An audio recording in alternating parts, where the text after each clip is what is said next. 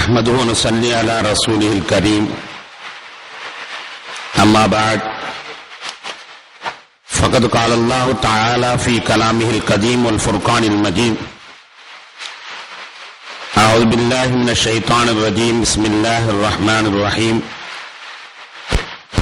واذكر في الكتاب موسى إنه كان مخلصا وكان رسولا نبيا وناديناه من جانب الطور الأيمن وقربناه نجيا صدق الله مولانا العلي العظيم اللهم صل على سيدنا محمد شمس الأنبياء وبدر المرسلين وكتب الأولياء وافتخار المتقين تاج الأمة شفيع المذنبين شفيعي يوم القيامة يا الله يا هادي يا الله يا الله أنت الله حمد والله أنت الله لا إله إلا أنت الله الله الله والله إنه لا إله إلا الله أهيا الشرع يا أدنى يا أسماء تعالى الشرع يا من أمره بين القاف والنون إنما أمره على رشيد يقول لكم فيكون سبحان الذي بيده ملكوت كل شيء ولدكم اللهم أيدني بالروح القدس اللهم علمنا علما لا تدري بسم الله الرحمن الرحيم. கண்ணியத்திற்கும் மதிப்பிற்கும் உரித்தான பெரியோர்களே, சகோதரர்களே, அல்லாவின் பேரருளால் 7ஆம் நாள் தராவிஹ் தொழுகை நிறைவு செய்துவிட்டு அமர்ந்திருக்கிறோம். சிறப்பான இந்த நாட்களில் அல்லாஹ் தன்னுடைய அடியார்களுக்கு அருள்கின்ற அனைத்து நற்பாக்கியங்களையும் நாம் அனைவர்களுக்கும் தந்தருள் புரிவானாக. இந்த இரவுகளில் எண்ணற்ற அடியார்களுக்கு நரக விடுதலை வழங்குகிற ரப்பல் ஆலமீன் நம்மையும் அத்தகைய விடுதலை பெற்றவர்களில் ஒருவர்களாக பதிவு செய்தல் புரிவானாக. கண்ணியத்திற்குரியவர்களே, நபிமார்களுடைய சிந்தனையை இந்த ஆண்டு தலைப்பாக நாம் தேர்ந்தெடுத்திருக்கிறோம். திருக்குர்ஆனுடைய தர்ஜுமாக்களை, மொழிபெயர்ப்புகளை நம்முடைய சகோதரர்கள் தினமும் படித்து வருகிறார்கள். அவ்வாறு படித்து வருபவர்களுக்கு ஒரு விளக்கமாக அமையும் முறையில இந்த சரித்திரத்தில் விளக்க வேண்டிய பகுதிகளை விளக்கி சுருக்கமாக சில செய்திகளை கொண்டு வந்தால் பயன்மிக்கதாக இருக்கும் என்றுதான் இந்த ஆண்டு அந்த தலைப்பை தேர்ந்தெடுத்திருக்கிறோம். அல்ஹம்துலில்லாஹ், இன்று சையதுனா மூசா அலைஹிஸ்ஸலாத்து வஸ்ஸலாம் அவருடைய வரலாற்றை சிந்தனைக்கு நாம் எடுத்துக்கொள்கிறோம். சையதுனா மூசா அலைஹிஸ்ஸலாத்து வஸ்ஸலாம் அவருடைய வரலாறு திருக்குர்ஆனிலே பல இடங்களில் சொல்லப்படுகிறது. எந்த அளவிற்கென்றால் எந்த சூரத்தை எடுத்தாலும் மூசா அலைஹிஸ்ஸலாம் இல்லாத சூறாவா என்று சொல்லுகிற அளவிற்கு பெருவாரியான சூறாக்களிலே சையதுனா மூசா அலைஹிஸ்ஸலாத்து வஸ்ஸலாம் அவருடைய வரலாறு நமக்கு தெளிவாக எடுத்து உரைக்கப்படுகிறது. மூசா அலைஹிஸ்ஸலாத்து வஸ்ஸலாமுடைய வரலாற்றில் ஒரு சிறந்த அம்சம் என்னவென்றால், நேற்று இப்ராஹிம் இஸ்மாயில் அலைஹிஸ்ஸலாமுடைய வரலாற்றை பார்த்தோம். அவர்கள் அல்லாஹ்வுக்காண்டி தியாகம் செய்தார்கள். அந்த தியாகத்தின் வரிசைகள் அதிலே விளக்கப்பட்டன. மூசா அலைஹிஸ்ஸலாத்து வஸ்ஸலாம் அவர்களுடைய வரலாற்று தொடரிலே அல்லாஹ்வுக்கு எவ்வளவு ஆற்றல் இருக்கிறது என்பதை பல கட்டங்களில் அவர்களுடைய வரலாற்றிலே அல்லாஹ் மக்களுக்கு உணர்த்தி காட்டுகிறான். அவனால் என்னவெல்லாம் செய்ய முடியும், அவனுக்கு எல்லாமே முடியும் தான். இருந்தாலும் மனிதர்களுடைய நிலைக்கு ஏற்ப என்னவெல்லாம் செய்ய முடியும் என்பதை பல கட்டங்களில் அல்லாஹ் தஆலா விளக்கி காட்டுகிறான். ஆரம்பமாக மூசா அலைஹிஸ்ஸலாத்து வஸ்ஸலாம் அவனுடைய பிறப்பை நாம் எடுத்துக்கொள்வோம். மூசா அலைஹிஸ்ஸலாத்து வஸ்ஸலாம் அவர்கள் பிறக்கின்ற அந்த காலகட்டத்தில் ஃபிரௌன் ஒரு கனவு காணுகிறான். தாழ்ந்த குலத்தில் பிடித்த ஒரு நெருப்பு உயர்குலத்தோரையெல்லாம் சுட்டரித்து தன்னுடைய மாளிகையும் சுட்டரிப்பதாக அவன் கண்ட கனவு. அவன் மக்களை 2 பிரிவாக உயர்ந்தவர், தாழ்ந்த குலத்தோர் என்று அவன் பிரித்து ஆளுமை செய்கிறான்.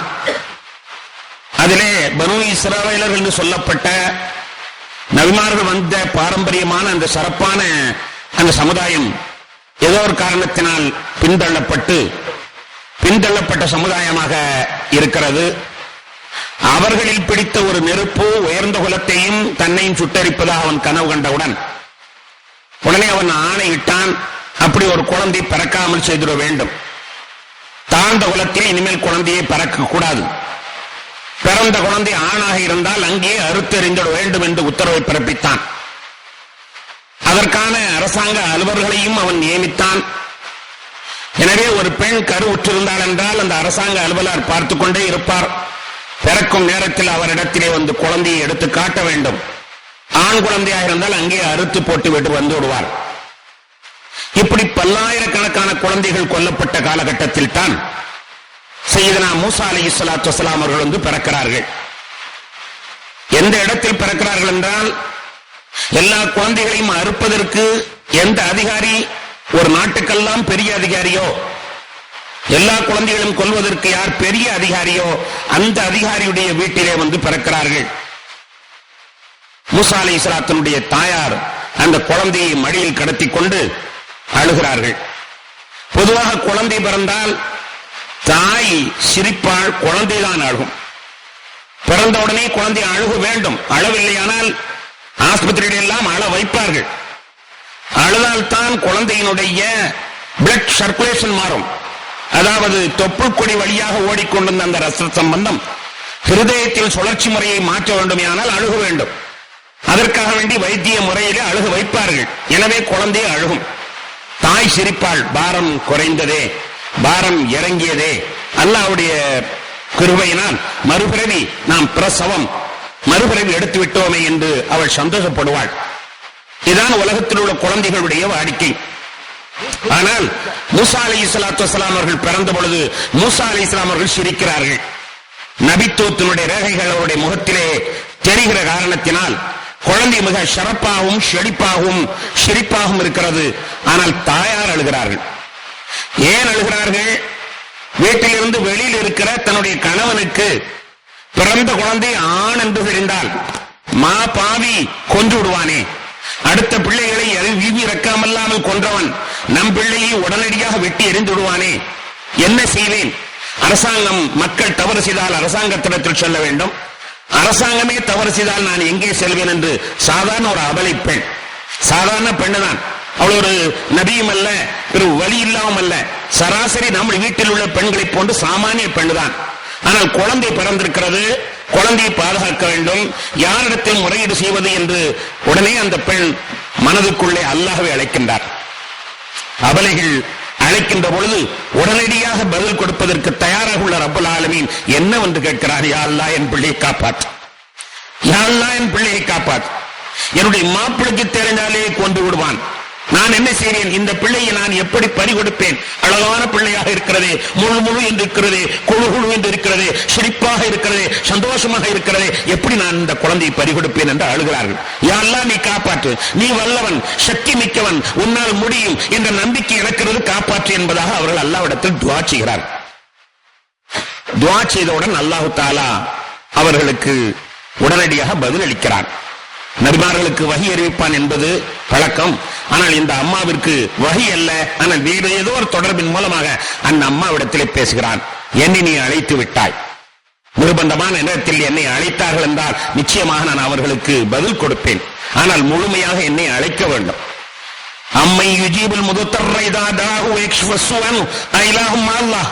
ஒரு இடத்துல அவன் கேட்பான், நிர்பந்தமானவர்கள் என்னை அழைக்கின்ற பொழுது உடனடியாக பதிலளிக்கிறீரே, நான் என்னை போன்று வேறு இறைவன் இருக்கிறானா என்று ஒரு வசனத்தில் அல்லாஹ் தஆலா கேட்பான். ஆனால் நாம் கேட்பது முழுமையாக அல்லாஹ்வை கேட்பதில்லை. பெரும்பாலும் நம்முடைய ஈமான், அந்த முழு ஈமானும் 100க்கு 100 அல்லாஹ்வை நாம் அழைத்தால் அவன் பதிலளிப்பதற்கு தயாராக இருக்கிறான். 100க்கு 100 நாம் அழைப்போமா என்பதுதான் சந்தேகமா இருக்கு. பிள்ளைக்கு உடம்பு சரியில்லை, டாக்டர்கிட்ட காட்டினா சுகமா போயிரும், இருந்தாலும் பள்ளிவாசலுக்கு வந்துட்டான் துஆவை கேட்டு வைப்போமே, யா அல்லாஹ் என் பிள்ளைக்கு குணத்தை கொடு. பள்ளிவாசலுக்கு வந்துட்டான் தொழுகிறோம், கேட்டு வைப்போமே என்று நாம் கேட்போமே தவிர நமக்கு உள்ளதே திட்டம், டாக்டர் இடத்துல சொல்லலாம், அது செய்யலாம், அது பண வசதி எல்லா ஏற்பாடும் பண்ணிவிட்டு இப்படித்தான் நம்முடைய எந்த காரியம் இருந்தாலும் எதுவாக இருந்தாலும் சரி 100க்கு 100 அல்லாஹ்வை நாம் கூப்பிடுவதில்லை. 100க்கு 100 கூப்பிட்டால் அவன் சவால் விடுறான். அம்மை யுஜீபுல் முதுத்தர்ர இதா தாஹு வயக்ஷிஃபஸ்ஸு அன்ஹு ஐலாஹும் அல்லாஹ். நிர்பந்தமானவர்கள் கூப்பிட்ட பொழுது உடனடியாக பதிலளிக்கக்கூடிய அல்லாஹ் ஒன்று வேறு யாரும் இருக்கிறார்களா என்று அல்லாஹ் சவால் விடுகிறான். இந்த அம்மா சாதாரண அம்மா தான், நபி அல்ல, நம்மை போன்று சாமானிய பெண்ணுதான். கூப்பிடுகிறார்கள், உடனே அல்லாஹ் பதில் சொல்கிறான். பதிலளித்த அல்லாஹ்வுடைய பழக்கம் எப்பவும் பழக்கம் என்ன தெரியுமா, கூப்பிடுறவங்க 100க்கு 100 அல்லது 50 35 15 சோதிச்சு விட்டு தான் அவன் பதில் சொல்வது அவனுடைய பழக்கம். அந்த முறையிலே அந்த அம்மாட்ட சொல்றான், எம்மா குழந்தை பிறந்த குழந்தைய நீ என்ன செய்ய, ஒரு கூடையில வை, கூடையில வச்சு கொண்டு போய் நதியில விடு. என் மேல உனக்கு நம்பிக்கை இருக்குல்ல, அந்த நதியில விடு. நதியில விட்டினா நதி அலையடித்து அந்த பிள்ளைய அந்த மன்னனுடைய வீட்டுக்கே கொண்டு போய் சேர்க்கும். நான் காப்பேன்னு உனக்கு நம்பிக்கை இருக்கா? உனக்கு நம்பிக்கை இருக்குன்னா, துணிச்சல் இருந்துச்சுன்னா நீ அந்த குழந்தையை கொண்டு போய் நதியில போடு. 20:38 வசனத்திலே சொல்கிறார், ஒரு கூடையில் போட்டு அதை கொண்டு நதியில போடு. நதி அலையடித்து ஃபிரௌனுடைய மாளிகைக்கு தான் கொண்டு போம். கவலைப்படாத, என் மேல நம்பிக்கை இருக்கா, நான் காப்பாற்றுவன் நம்பிக்கை இருக்கா, ஃபிரௌனை நான் ஆற்றல் படைத்தவன் என்பது நம்பிக்கை இருக்கா? நம்பிக்கை இருந்தா நீ போடு என்பதாக அந்த அம்மாவிடத்தில் சொல்கிறார். என்ன செய்யும் அந்த அம்மா? நாம இருந்தால் பிறன்றுவோம். தொழுக வாங்கப்பா, தொழுக வந்தா நன்மை இருக்குது, வெற்றி இருக்கிறது. மாயனாரு ஊதுறார், ஹய்யாலல் ஃபலாஹ் ஹய்யாலல் ஃபலாஹ். மைக்க திறந்துகிட்டு வலது பக்கம் திரும்பிட்டு கத்துறார், வெற்றியின்பால் வாரன். நம்பிக்கை நமக்கு இருக்குதா? அவர் சத்தியில் கிடப்பாரு, அதை நம்பினா நம்ம வியாபாரம் கட்டுப்போமே. நாம் நினைக்கிறோம் ஒரு தொழுகைக்கு நாம் வந்தால் 100 ரூபாய் இன்னைக்கு லாசு. அதே போன்றுதான் நோன்பு வையுங்க, உடல் ஆரோக்கியம் கிடைக்கும். நோன்பு வையுங்கள், உடல் ஆரோக்கியம் கிடைக்கும். நபிகள் நாயகம் சொல்வார், சூமு தஸ்ஸு, நோன்பு வையுங்கள் சுகமடைவீர்கள், நோன்பு வையுங்கள் சுகமடைவீர்கள் என்பதாக நபிகள் நாயகம் ஸல்லல்லாஹு அலைஹி வஸல்லம் சொல்லி இருக்கிற பொழுது, உடல்நலம் இல்லாதவர்கள் என்ன நினைக்கிறார்கள்? உடல்நலம் இல்லாதவர்கள் நினைக்கிறார்கள், சுகரு கூடிக்கிடுச்சுன்னா என்ன செய்யறது, பிரஷர் கூடிக்கிடுச்சுன்னா என்ன செய்யறது, நோன்பு விடத்தான் நமக்கு அனுமதி இருக்கிற, ஜாடையா இருந்துருவோம். நோன்பு வச்சா உடல்நலம் பாதிக்கப்படுமே தவிர உடல்நலம் சீராகாது. அல்லாஹ் ரசூல் சும்மா சொல்றாங்க, அல்லாஹ் ரசூல் சும்மா சொல்றாங்க. ஒரு நோன்பு வச்சா உடல்நலம் கெட்டு போயிடும், சுகரு ஏறிக்கணும், பிரஷர் ஏறிக்கணும், நம்மகிட்ட இருக்கக்கூடிய சக்தி எல்லாம் கூடினோம். அதெல்லாம் நோன்பு வைக்க கூடாது. அல்லாஹ்வும் ரசூலும் சொல்றார்கள், நோன்பு வைத்தால் சுகம் வரும் என்று. நாம் நோன்பு வைத்தால் சுகம் வராது என்று நம்புகிறோம். கண்ணியத்திற்குரியவர்களே, ஜக்காத்தை நீங்க எடுத்து பார்த்தாலும் கூட இப்படித்தான். நம்முடைய கணிப்பு வேறு, அல்லாஹ்வுடைய கணிப்பு வேறு. ஜக்காத்தை எடுத்து பார்த்தால், ஜக்காத்து கொடுங்க, உங்களுடைய செல்வம் வளரும்.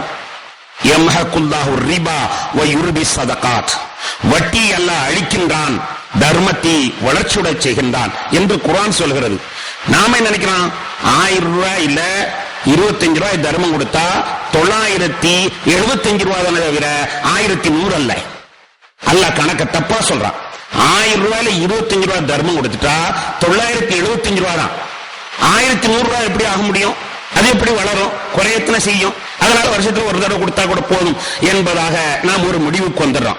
அப்ப நாம நினைக்கிறோம் தர்மம் கொடுத்தால் குறையும் என்று. அல்லாஹ் கூடும் என்று சொல்கிறான். அல்லாஹ் மீது யாருக்கு நம்பிக்கை இருக்கிறது? உண்மையிலேயே கண்ணியத்திற்குரிய பெருமக்களே, அல்லாஹ் நமக்கு சோதனை வைக்கிறான். நாம் சொல்லுபடி நடந்து வார். தொழுகையினால ஒரு வியாபாரம் நஷ்டமடையத்தான் செய்யும், ஆனால் செஞ்சு பார். நோன்பு வைக்கிறதுனால உடல் ஆரோக்கியம் பாதிக்கப்படுற மாதிரி தெரியும், ஆனாலும் செஞ்சு பார். ஜக்காத்து கொடுப்பதனால உன்னுடைய செல்வம் குறையிற மாதிரி இருக்கும், ஆனாலும் குறைச்சுப்பார், கொடுத்துப்பார்.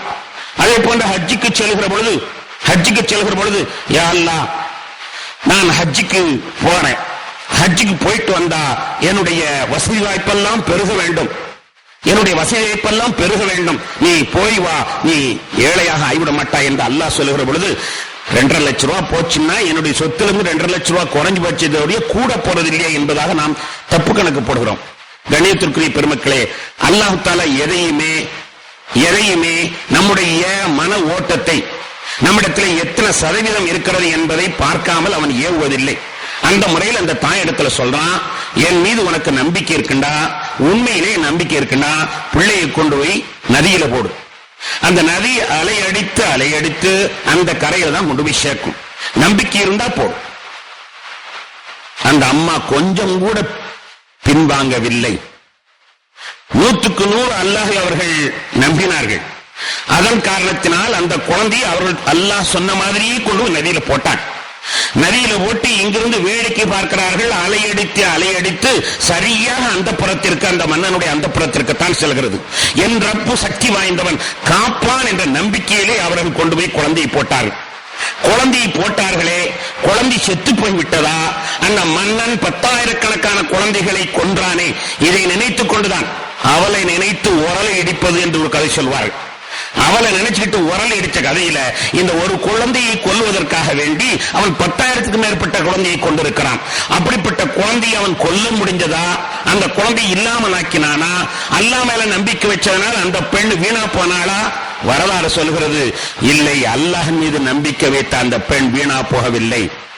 அந்த குழந்தை சாகவில்லை, வளர்ந்தது, ஆளானது. எப்படி ஆளானது என்றால், அதே நதியை தன்னுடைய கைத்தடியினால் 12 பாலங்களாக பிறக்கிற அளவிற்கு வல்லமை பெற்றதாகத்தான் அந்த குழந்தை உருவானதை தவிர அந்த குழந்தையை யாரும் ஒன்று செய்ய முடியவில்லை. அல்லாஹ் மீது நீங்கள் நம்பிக்கை வைத்து பாருங்கள், அதனுடைய பலாபலனை நீங்கள் காணுவீர்கள். அல்லாஹ் மீது நீங்கள் முழுமையாக நம்பிக்கை வைத்து பாருங்கள். அந்த குழந்தை இறந்ததா? கண்ணியத்திற்குரிய பெருமக்களே, அல்லாஹ் கூட ஒரு இடத்திலே சொல்லுவான், அம்மா நீ குழந்தையை கொண்டு போய் போடு, ஆனா பால் குடிக்கிறது கூட உங்ககிட்ட நான் தர்றேன், உன்னை நான் கவலைப்பட மாட்டேன். அடியார்கள் அல்லாஹ்வின் சொல்லுக்கு கேட்க ஆரம்பித்தார்கள் என்றால் அவர்களுக்கு நிம்மதியை தந்துடுறான், மகிழ்ச்சியை தந்துடுறான். திருக்குர்ஆன் அற்புதமான இந்த வரலாற்றை சொல்லி காட்டுகிறது. அந்த அம்மாவிடத்தில் சொல்கிறான், நீ கொண்டு போய் நதியில போட்டால் அந்த பிள்ளை உன்கிட்டயே நான் பால் குடிக்க செய்கிறேன் என்று சொல்கிறான்.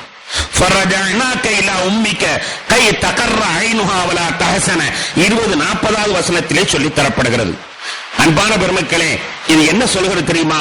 அல்லாஹ் சொன்ன மாதிரி நீங்கள் தொழுது பாருங்கள், ஜமாத்தோடு நீங்கள் தொழுது பாருங்கள். அந்த நேரத்தில் ஒரு 100 ரூபாய் நஷ்டம் என்று பார்க்காதீர்கள், தொழுது பாருங்கள். அந்த வியாபாரத்தினுடைய பெரிய முடிசூடா மன்னனாக அல்லாஹ் உங்களை மாற்றி காட்டுவான். நோன்பிருந்து பாருங்கள், உடல் ஆரோக்கியம் கெட்டுப்போன என்பதை நீங்கள் பார்க்காதீர்கள். வைத்தியர்கள் சொல்லுவதனுடைய கடமை சொல்லித்தான் ஆவார்கள். ஆனாலும் நீங்கள் தைரியமாக இருந்து செய்து பாருங்கள். உங்கள் உடம்பு ஒரு விதமான நோக்காடும் இல்லாத அளவிற்கு மிகச் சிறந்த திடகாத்திரமான உடம்பாக அல்லாஹ் மாற்றி காட்டுகிறானா இல்லையாப்பா? ஜக்காத்தை கொடுத்து பாருங்கள், குறைவதாக எண்ணிக்கொண்டிருக்க வேண்டாம். உங்களுடைய பொருள் வளர்ச்சி அடைந்திருப்பதை காலவட்டத்திலே நீங்கள் புரிந்து கொள்வீர்கள். ஹஜ்ஜிக்கு சென்று பாருங்கள், ஹஜ்ஜிக்கு போனவர்கள் என்றுமே ஏழையானதில்லை. அந்த 2.5 லட்சம் ரூபாய் செலவழிந்தது என்று எண்ணாதீர்கள். ஆனால் 12 லட்சம் ரூபாய் அடுத்த வருஷத்துக்குள்ளே உங்களுடைய கணக்கிலே அல்லாஹ் அதிகமாக்கியே காட்டுவான். சந்தேகம் இருந்தால் நீங்கள் உலகத்தை நீங்கள் பாருங்கள் என்றுதான் இங்கே இந்த அம்மாவுடைய வரலாற்றை நமக்கு சொல்லி காட்டுகிறான். நபிகள் நாயகம் ஸல்லல்லாஹு அலைஹி வஸல்லம் அவர்கள் சய்யிதனா மூஸா அலைஹிஸ்ஸலாம் அவருடைய வரலாற்றை மெச்சி பல இடத்திலே சொல்லி காட்டுவார்கள். கண்ணியத்திற்குரிய பெருமக்களே, அந்த குழந்தை அங்கே போய் சேர்ந்தது. குளித்துக் கொண்டிருந்த ஆசியா அம்மா, அவர்கள் தான் ஃபிரௌனுடைய துணைவியார். ஆசியா அம்மா அவர்கள் அந்த குழந்தையை எடுக்கிறார்கள். அந்த குழந்தையை எடுத்து அல்லாஹ் கூட ஒரு இடத்துல சொல்வான், இல்தகதஹு ஆலு ஃபிரௌன அதுவம் வஹஸனா. தெரியாதனமா ஃபிரௌனுடைய குடும்பத்தார்கள் அந்த பிள்ளையை எடுத்துக்கிட்டாங்க. கடைசி காலத்தில் அந்த பிள்ளைதான் அவருடைய ஆட்சிக்கு அழிவையும் அவர்களுடைய அழிவுக்கும் காரணமாக இருக்க போகிறது என்பது தெரியாமலேயே அந்த குழந்தையை எடுத்துக்கொண்டார். அந்த குழந்தையை எடுத்துக்கொண்டு உள்ளே சென்றார்கள். அல்லாஹ் தன்னுடைய ஆற்றலை நிரூபிக்கிறான். அல்லாஹ் எவ்வளவு பெரிய வல்லமை படைத்தவன் தெரியுமா? எவ்வளவு பெரிய வல்லமை படைத்தவன் தெரியுமா? அவன் அந்த ஃபிரௌன் இதை நினைத்துக் கொண்டு 10,000 குழந்தைகளை கொள்கிறான். ஆனால் அல்லாஹ்வோ அதே குழந்தையை நீயே வளர்த்து உன்னுடைய படுக்கையிலேயே படுக்க போட்டு உன்னுடைய சாப்பாட்டையே சாப்பிட வைத்து உன்னுடைய தண்ணீரையே குடிக்க வச்சு நீயே கொஞ்சி அந்த பிள்ளைய நான் வளர்க்கிறனா இல்லையா பார். நான் அற்றல் படைத்தவனா, நீ அற்றல் படைத்தவனா? சவால் விட்டு அந்த குழந்தையை அல்லாஹ் வளர்த்து காட்டுறார். அல்லாஹ்வுக்கு எவ்வளவு பெரிய ஆற்றல் இருக்கிறது என்றால் அதை நிரூபிப்பதற்கு மூஸா அலைஹிஸ்ஸலாத்துடைய ஒவ்வொரு வரலாறும் நமக்கு சான்றாக அமைந்திருக்கிறது. அதே ஃபிரௌனை அந்த குழந்தையை கொஞ்ச, அந்த குழந்தையை தன்னுடைய படுக்கையில் படுக்க வைக்க, தன்னுடைய உணவை கொடுக்க, தன்னுடைய பானங்களை கொடுக்க, மிகப்பெரிய சீராட்டத்தில் அல்லாஹ்வாக அந்த குழந்தையை மாற்றி வைக்கிறான். குழந்தையை எடுத்த ஆசியா அம்மா கொண்டு செல்கிறார்கள். ஃபிரௌனிடத்தில் கொண்டு போய் சொல்கிறார்கள், இந்த குழந்தை நாம் பார்க்கிறோம், நல்லா இருக்கு, நமக்கு குழந்தை இல்ல, இந்த குழந்தையை நாம் எடுத்துக்கொள்ளும். குர்ரத்து ஐனின் லீ வலக், எனக்கும் உங்களுக்கும் கண்குளிர்ச்சியாக இந்த குழந்தை ஆகட்டும், எனக்கும் உங்களுக்கும் கண்குளிர்ச்சியாக ஆகட்டும் என்பதாக சொல்லுகிறார்கள் ஆசியா அம்மா. அப்ப அவன் சொன்னா, சும்மா இருக்கணும். நல்ல வார்த்தைகள் சொல்லும் போது ஆமீன்னு சொல்லணும். ஒருத்தர் சொல்றா சும்மா கிண்டலுக்கே சொல்லலைங்க, உங்களுக்கு என்ன பாவா நீங்க பெரிய பணக்காரர், ஆமீன். உங்களுக்கு என்ன பாவா உங்களுக்கு நீ பெரிய பணக்காரர், ஆமீன்னு சொல்லணும். என்ன தப்பா பணக்காரர் அப்படின்னு சொல்லக்கூடாது. சில சமயத்துல துவாக்கள் கபூல் ஆயிரும். அம்மா சொல்றாங்க குர்ரத்து ஐனில்லி வலக், எனக்கும் உனக்கும் கண்குளிர்ச்சி. அப்ப அவன் சொன்ன உனக்கு வேண்டாம் கண்குளிர்ச்சியா இருந்துட்டு போது எனக்கு தேவையில்லை, உனக்கு வேண்டாம் கண்குளிர்ச்சியா இருந்துட்டு போது எனக்கு தேவையில்லைன்னு சொன்னா கடைசியில் அப்படித்தான் ஆனது. ஆசியா அம்மா அவர்களுக்கு சையதுனா மூசா அலைஹிஸ்ஸலாம் அவர்கள் கண்குளிர்ச்சியாக இருந்தார்கள். எந்த அளவிற்கு கண்குளிர்ச்சியாக இருந்தார்கள் என்றால், நாம் மூசா அலைஹிஸ்ஸலாத்துடைய வரலாற்றை பல வகையிலே சிந்தித்து பார்க்கிறோம். மூசா அலைஹிஸ்ஸலாம் அவர்களுக்கும் நமக்கு ரொம்ப சம்பந்தம் இருக்கிறது. ஏன்னா நம்ம தொழுகிற தொழுக அவங்க கொடுத்த பிச்சை, நம்ம தொழுகிற தொழுக அவங்க கொடுத்த பிச்சை. 50 வக்து தொழுகைய 5 வக்தாக சிபாரிஷ் பண்ணது அவங்க. எனவே அவங்களுடைய நன்றியோடு அந்த இதை நாம நினைச்சு பார்க்கிறோம். அது மட்டுமல்லாமல் அவர்களுக்கு வளர்த்த அந்த தாயார், அவர்களை கண்குளிர்ச்சியாக எடுத்துக்கொண்ட அந்த தாயார் எங்கள் கண்மணி நாயகம் ஸல்லல்லாஹு அலைஹி வஸல்லம் துணைவியாக மறு உலகத்திலே பதிவு செய்யப்பட்டிருக்கிறார். கண்மணி நாயகம் ஸல்லல்லாஹு அலைஹி வஸல்லம் துணைவியாக மரியம் அலைஹிஸ்ஸலாம் அவர்களும் ஆசியா அம்மா அவர்களும் வர இருக்கிறார்கள் என்ற தகவலை நபிகள் நாயகம் ஸல்லல்லாஹு அலைஹி வஸல்லம் சொல்லி காட்டுவார்கள். கண்ணியத்திற்குரிய பெருமக்களே, எனவே மூசா அலைஹிஸ்ஸலாத்துக்கும் நமக்கு மிகப்பெரிய தொடர்பு இருக்கிறது. அந்த அம்மா சொன்னார்கள் எனக்கு கண்குளிர்ச்சியாக இருக்கட்டும் உனக்கும் இருக்கட்டும் என்றார்கள். வேண்டாம் என்று சொல்லிவிட்டார். ஆனாலும் கூட அம்மாமாரு முடிவு பண்ணிட்டா என்ன ஆகும் நம்ம வீட்டுல தான் தெரியும்ல. அம்மாமாரு முடிவு பண்ணிட்டா என்ன ஆகும், அந்த ஃபிரௌனால மீற முடியல. அப்ப சொன்னா அம்மா நீ விஷத்தை விலைக்கு வாங்காத, நம்ம ஏற்கனவே ஒரு பிள்ளை பிறக்கிறதுனாலதான் நமக்கு அழிவு நம்ம சொல்லிக்கிட்டு இருக்கோம். இந்த பிள்ளை அந்த பிள்ளையா இருந்தாலும் இருக்கக்கூடும், அதனால வேண்டாம் விலைக்கு வாங்காத என்று அவன் சொல்லி பார்த்தான். ஆசியா அம்மா விடல. சரி அந்த பிள்ளைதான் கொலை செய்ய போற பிள்ளையா இருந்தா நம்ம வீட்டுல வளர்ந்துட்டா அந்த பாதிப்பு இல்லை தானே, நம்ம பிள்ளையா போயிடுச்சுன்னா நம்ம அழிக்குமா? அவர்கள் சொன்னார்கள் இல்லம்மா விஷத்தோட விளையாடாத, வேண்டாம் கொண்டு திரும்பி போட்டு என்று சொல்லி பார்த்தான். அவங்க கேட்கல. என்னங்க பச்சை பிள்ளைக்கு என்ன இருக்குது, அதுக்கு என்ன தெரியும் என்று சொன்னவுடன் அவன் அப்படியா சொல்றான். ஆமா. உடனே அந்த பிள்ளையை எடுத்தான், எடுத்து மடியில் வச்சான். திடீர்னு தாடியை பிடிச்சிச்சு. தாடியை பிடிச்ச உடனே சொல்லிட்டான் இப்பவே தாடியை பிடிக்குது, நம்ப முடியாது என்கிறான். ஆசியா அம்மா சொல்றாங்க அதுக்கு என்னங்க தெரியும், ஒரு தாம்பளத்திலே நெருப்பையும் ஒரு தாம்பளத்திலே பூவையும் கொடுத்தாலும் அதற்கு நெருப்பு என்று தெரியுமா பூ என்று தெரியுமா? அது பிடித்ததற்கெல்லாம் நீங்கள் கோபப்படுகிறீர்களே என்று அவர்கள் சொல்லுகிறார்கள். சரி கொண்டு வா என்றான். ஒரு தாம்பளத்திலே நெருப்பையும் ஒரு தாம்பளத்திலேயும் பூவையும் கொண்டு வரப்பட்டது. சையதுனா மூசா அலைஹிஸ்ஸலாம் அவர்கள் பூவை எடுக்க சென்றவர்கள் அல்லாஹ்வுடைய மலக்கு வந்து கையை தட்டிவிட்டு ஒரு நெருப்பு கங்கை எடுத்து வாயிலே போட்டு அவருடைய நாவு பொத்து விட்டது என்பது மட்டுமல்ல, அவர்களுக்கு பேச்சே வராத கொன்னலாக மாறிவிட்டார். அவருடைய கடைசி காலம் வரை கொன்னலாக இருந்தார்கள். நாக்கு அப்பொழுதே பொத்து விட்டது. அல்லாஹு தாலா அவர்களை கொன்னலாக ஆக்கினாலும் கூட அந்த கொன்னல் தான் என்னிடத்தில் பேச வேண்டும் என்று அவர்களை தேர்ந்தெடுத்திருக்கிறார். உலகத்தில் எத்தனையோ சிறப்பாக பேசக்கூடியவர்கள் எல்லாம் இருக்கிறார்கள். அவர்கள் எல்லாம் தன்னோடு பேசுவதற்காக தேர்ந்தெடுக்காமல் அந்த கொன்னலை சரியாக பேச தெரியாத கொன்னலை தன்னிடத்தில் பேசுவதற்காக எல்லாம் தேர்ந்தெடுத்திருக்கிறார். அதன் பிறகு சரி அப்படியே இருந்தால் வளரட்டும் என்பதாக ஃபிரௌன் சொல்லி அங்கே இருந்து கொண்டிருக்கிறான். குழந்தை அழுக ஆரம்பித்து விட்டது. குழந்தையை அழுந்து ஆரம்பிட்டார். என்ன செய்ய வேண்டும், பால் வேண்டும். இந்த காலத்துல கவலை இல்லை, உடனே லக்டோஜனை வாங்கு, அமோன்ஸ்பே வாங்கு, கரைச்சி ஊத்துன்னு சொல்லி அம்மாவே தேவையில்லை நம்ம சொல்லிடுவோம். ஆனால் அந்த காலத்தில் அப்படி அல்லவா, குழந்தை அழுதவுடன் பால் கொடுக்க வேண்டும், என்ன செய்வது என்று யோசிக்கிறார்கள். ஆசியா அம்மா அவர்கள் சரி யாராவது குழந்தை பெற்ற பெண்டு இருந்தா அழைச்சிட்டு வா அப்படின்னு ஊரில் உள்ள பிள்ளைகள் எல்லாம் அழைச்சிட்டு வரப்படுது. இந்த பிள்ளை யாருடைய பாலையும் ஏற்றுக்கொள்வதாக இல்லை, ஒருவருடைய பாலையும் ஏற்றுக்கொள்வதாக இல்லை. அரச சபையிலே கூப்பிடுகிறார்கள் என்று தெரிந்தவுடன் ஊரில் உள்ள எல்லா தாய்மார்களும் சொல்லுகிறார்கள். ஆனால் யாருடைய பாலையும் அந்த குழந்தை ஏற்றுக்கொள்வதாக இல்லை. கடைசியில் மூசா அலைஹிஸ்ஸலாத்தினுடைய சகோதரி வந்து சொல்கிறார்கள், இந்த ஊரிலே ஒரு அம்மா இருக்கிறாங்க, அவங்ககிட்ட எந்த பிள்ளாண்டாலும் பால் குடிக்கும், ஒரு அற்புதமான தாய், அப்படியா கொண்டு வா என்று சொல்லி தாயாரை கொண்டு வரப்படுகிறது. தாயார் தன்னுடைய பிள்ளையை அப்படி உச்சி என்னுடைய ரப்பு சொன்னானே என்னிடத்திலேயே பால் குடிக்க வைப்பேன் என்று சொன்னானே, என்ன அருமையாக நிரூபித்து விட்டான், என் பிள்ளையை அல்லாஹ் என் கையிலே தந்து விட்டான் என்று மகிழ்ச்சி அடைந்து குடிக்கிறார்கள். அந்த குழந்தை பால் குடிக்கிறது, பால் குடித்துக் கொண்டே இருக்கிறது, மடமட என்று குடிக்கிறது. கடைசியில் அந்த அம்மா சொன்னார்கள், ஃபிரௌனுடைய மனைவி சொன்னார்கள், நீ இங்கேயே வாழ்ந்து விடு, இங்கேயே இருந்து விடு, பிள்ளைக்கு பால் கொடுத்து கொண்டிரு. அப்ப அவர் சொன்னார், நான் இங்கே இருக்க முடியாது, எனக்கு கணவன் இருக்கிறான், எனக்கு வேற பிள்ளைகள் இருக்குது, நான் அதை வளர்ப்பதற்கான நான் செல்ல வேண்டும், நான் இங்கே இருக்க முடியாது என்று சொல்கிறார்கள்.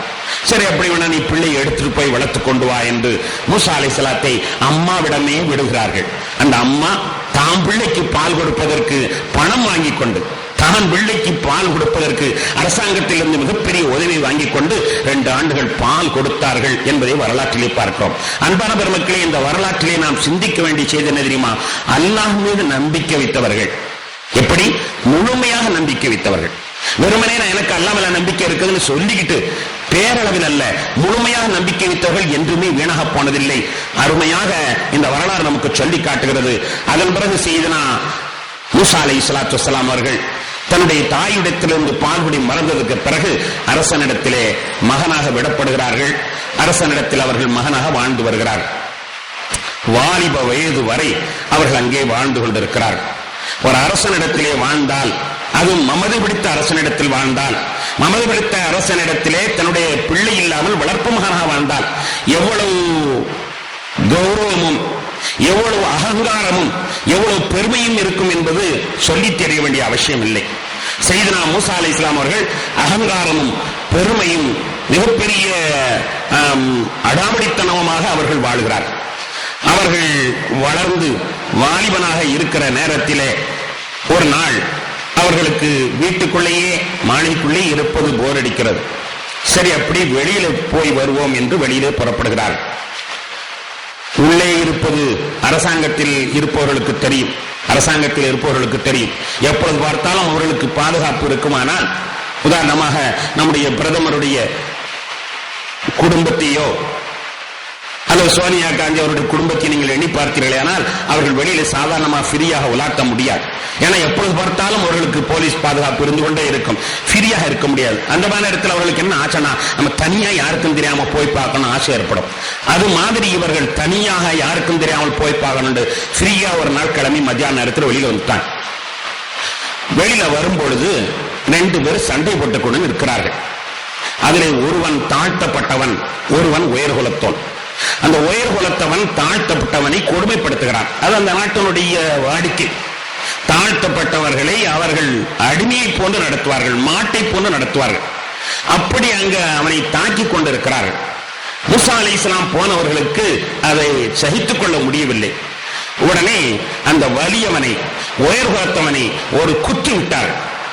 அவர்கள் எவ்வளவு முரட்டுத்தனமாக இருந்திருக்கிறார்கள், எவ்வளவு வேகமாக இருந்திருக்கிறார்கள் என்பதற்கு ஒரு குத்து சான்று.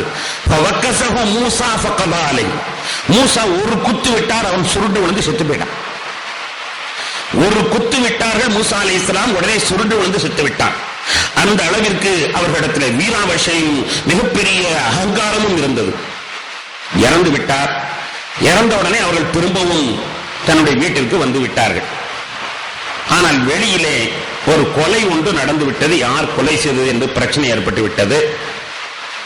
யாருக்குமே தெரியல, கொலை செஞ்சது யாருன்னு தெரியாது. ஒருத்தன் இறந்துட்டான், தாழ்த்தப்பட்டவனுக்கு தான் தெரியும் கொலை செய்தது யார் என்று. இவர்கள் மறுநாள் யதார்த்தமாக பகல் நேரத்திலே உலா வருவதற்காண்டி செல்கிறார்கள். அதே நேற்று அடிபட்டவன் இன்னைக்கு ஒரு ஆட்டம் போட்டிக்கிட்டு இருக்கிறான். நேற்று அடிபட்டவன் இன்று ஒரு ஆளிடத்திலே ஒன்று பண்ணி கொண்டிருக்கிறான். மூசா அலைஹிஸ்ஸலாத்து வஸ்ஸலாம் அவர்கள் அவனை பார்த்தோன்னு அவர்களுக்கு கோபம் வந்துருச்சு. டே படுவா, தினமும் இதே தொழிலா வச்சுக்கிட்டு இருக்கியா? நேற்று ஒருத்தர் ஒம்பு பண்ணிக்கிட்டு இருந்த, சரி இன்னைக்கும் ஒருத்தர் ஒம்பு வளர்த்துக்கிட்டு இருக்கிறீங்க, அப்ப உண்மையிலேயே நீதாண்ட குழப்பவாதி என்று சொல்லி, ஏன்னா நேற்றும் குழப்பத்தை பண்ண இன்னைக்கும் பண்றேன்னு சொல்லி அவன் அடிக்க பண்ணாங்கல்ல. அவன் உடனே கைகால் உதறிக்கிட்டு, ஏன் நேற்று சாவடிச்ச மாதிரி என்னை சாவடிக்க விரும்புறியான்னு சொல்லிட்டான். கொலை அவன் காட்டி கொடுத்து விட்டான். நேற்று சாகடித்ததை போல இன்னைக்கு என்னை சாகடிக்க வர்றியா என்பதாக மூசா அலைஹிஸ்ஸலாத்தை பார்த்து சொல்லிவிட்டான். சொன்ன உடனே செய்தி கசிந்து விட்டது. மூசாதான் நேற்று கொலைக்கு காரணம் என்று தகவல் அப்படியே சென்று கடைசியில் அரசந்து போயிடுச்சு. மூசா அலைஹிஸ்ஸலாம் என்ன செய்வதற்கு என்று தெரியாமல் விழித்துக் கொண்டிருக்கிறார். இதற்கடையில் அந்த ஊரில் உள்ள 4 பேர் இருந்தாலும் நல்ல மனுஷன் ஒருத்தர் இருக்கத்தான் செய்வான். பகைவர்களாக இருந்தாலும் கூட பகைவர்கள் ஒருத்தர் நல்லவன் இருப்பான். அந்த உயர்குலத்தை சேர்ந்தவர்கள், உயர்குலத்தை சேர்ந்தவர்கள் 2 பேர் தான் இஸ்லாத்தை ஏற்றுக்கொண்டார்கள் என்று வரும். அதிலே ஒருவர் இவர். அந்த உயர்குலத்தை சேர்ந்தவர் ஒருவர் நல்ல மனுஷன். அவர் வந்து சொல்றாரு, மூசாவே, ஃபிரௌன் ஏற்கனவே உங்க மேல ஒரு கண்ணா தான் இருக்கிறான். உங்க மகனா அவன் வளர்த்தாலும் கூட ஒரு கண்ணு அவன் மேல இருந்துகிட்டே இருக்குது. இந்த கொலை நீங்க தான் செஞ்சீங்கன்னு தெரிஞ்சா அழிவுக்கு காரணமான குழந்தை நீங்க தான் முடிவு பண்ணி அவன் தீர்த்து கட்டிடுவான். தமிழன் கூட பார்க்க மாட்டான். அதனால எப்படியா தப்பிச்சு ஓடி இருக்கேன். அவன் உங்களை கைது செய்வதற்கு முன்னால் தப்பிச்சு ஓடிருங்க என்பதாக மூசா அலைஹிஸ்ஸலாம் அவர்களிடத்துல அந்த மனிதர் சொல்லுகிறார். சொன்ன உடனே மூசா அலைஹிஸ்ஸலாமுக்கு வேற யோசிப்பதற்கு வழி தெரியல. உடனே ஓட ஆரம்பிக்கிறான். உடனே தப்பிச்சோம் பிழைச்சோம் என்று ஓட ஆரம்பிக்கிறார். ஓடுகிறார்கள். ஓடி அந்த நாட்டினுடைய எல்லையிலே கிடக்கிறார். வரலாற்றிலே நம்ம பார்க்கிறோம், சாப்பிடுவதற்கு பக்கத்து தோப்புல ஏதாவது எடுத்து சாப்பிடலாம்னா அடுத்தவங்களுடைய பழத்தை நம்ம எடுக்கக்கூடாது என்பதற்காண்டி வெறும் இலைகளையும் தலைகளையும் சாப்பிட்டு அங்கே கிடக்கிற தண்ணீரை குடிச்சிட்டு ஓடுகிறார்கள். ஓடி எகிப்திலிருந்து மதியன் என்ற நகருக்கு ஓடுகிறார்.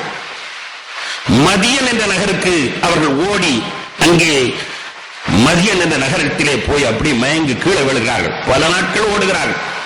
ஒரு நாள் இல்ல, ஒரு நாட்டினுடைய எல்லையை ஓடி தப்பிக்க வேண்டுமே. ஆனால் நம்ம நாட்டினுடைய எல்லையை தப்பிக்கணும்னா பம்பாய்க்கு போகணும். பம்பாயிலிருந்து அந்த இந்திய கேட்டு வழியாக தப்பிக்கணும்னு சொல்லுவோம். இதே மாதிரி ஒவ்வொரு நாட்டினுடைய எல்லை, எகிப்தினுடைய எல்லையை ஓடி எத்தனை நாள் ஓடினாலும் வரணும் நமக்கு தெரியவில்லை. ஆக எப்படியோ தப்பித்து விட்டார்கள். அந்த நாட்டினுடைய எல்லையை விட்டு தப்பி ஒரு மதியன் என்ற நகரத்திலே போய் அவர்கள் விழுந்து விடுகிறார்கள். மயக்கமாய் விழுகிறார்கள். அல்லாஹ் தஆலா 28, 23 வசனத்திலே சொல்கிறான், வலம்மா வரத மதியன வஜத அலைஹி உம்மத்தும் மினன் நாஸ் யஸ்கூன். அல்லாஹ் தஆலா அந்த வரலாற்றை சொல்லி காட்டுகிறான்.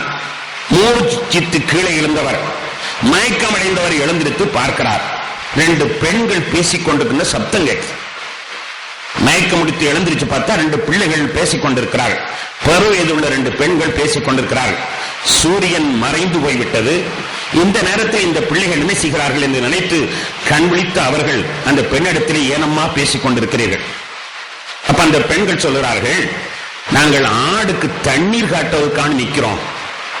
இந்த ஊர்ல ஒரு தண்ணீர் குளம் இருக்கிறது. ஆண்கள் எல்லாம் தண்ணீர் காட்டி போனதற்கு பிறகுதான் நாங்க போய் தண்ணீர் காட்ட முடியும். பெண்களாகிய நாங்கள் ஆண்கள் போன பிறகுதான் நாங்க தண்ணீர் காட்ட முடியும். அதனால அவங்க எல்லாம் போகட்டும், நாங்க காத்துக்கிட்டு இருக்கோம் என்பதாக அந்த பெண்கள் சொல்கிறார்கள். இப்ப மூசா அலைஹிஸ்ஸலாம் இது என்ன அநியாயமா இருக்கு? முதல்ல பெண்களுக்கு தண்ணீர் காட்ட சொல்லி அவர்களை அனுப்பிவிட்டால்லவா ஆண்கள் தண்ணீர் காட்ட வேண்டும்? இந்த நாட்டில் என்ன நீதி தலைகளாக இருக்கிறது? ஆண்கள் எல்லாம் போன பிறகுதான் பெண்கள் தண்ணீர் காட்ட வேண்டுமா? இருட்டுக்குள்ள காத்து கொண்டு நிற்கிறீர்கள் அம்மா, ஏன் வேற தண்ணி எதுவும் இல்லையா என்று கேட்கிறார். அந்த 2 பெண்கள் சொல்றார்கள், இன்னொரு தண்ணீர் இருக்கிறது, ஆனா அது யாரோ பாவி கல்ல போட்டு மூடி வச்சுட்டான். அதுல யாருமே தண்ணீர் காட்ட மாட்டார்கள். சரி, அந்த இடத்தை காட்டுங்கள் என்று சொல்கிறார்கள். பெரிய பாறை ஒன்று, ஒரு 10 பேர் தூக்கினால் நகட்ட முடியாத ஒரு பாறை ஒன்று அடைத்திருக்கிறது. அதை காட்டியவுடன் மூசா அலைஹிஸ்ஸலாத்து வஸ்ஸலாம் அவர்கள் அந்த பெண்களுக்கு உதவ வேண்டும் என்ற அந்த உதவி நோக்கோடு அந்த பாறையை அந்த பசியான நேரத்திலையும் பலகீனமான நேரத்திலையும் பல நாட்களாக ஓடி களைத்த அந்த நேரத்திலையும் உதவ வேண்டும் என்ற அக்கறை இருந்த காரணத்தினால் அல்லாஹ்வுடைய சக்தியை கொண்டு அந்த பாறையை அகற்றி விடுகிறார்கள். அந்த பெண்கள் தண்ணீர் குடித்துவிட்டு ஆடுக்கு தண்ணீர் காட்டிவிட்டு வீட்டிற்கு திரும்பி செல்கிறார்கள். வீட்டுக்கு திரும்பி செல்லக்கூடிய நேரத்திலே இவர்கள் என்ன செய்தார்கள் என்பதை அல்லாஹ் தஆலா திருக்குர்ஆனிலே சொல்கிறான். அல்லாஹ்விடத்தில் போய், யா அல்லாஹ் எனக்கு பசிக்குது, யா அல்லாஹ் எனக்கு பசிக்குது, ரப்பி இன்னி லிமா அன்ஸல்த இலைய மின் கைரின் ஃபகீர், இன்னி ரப்பி இன்னி லிமா அன்ஸல்த இலைய மின் கைரின் ஃபகீர்.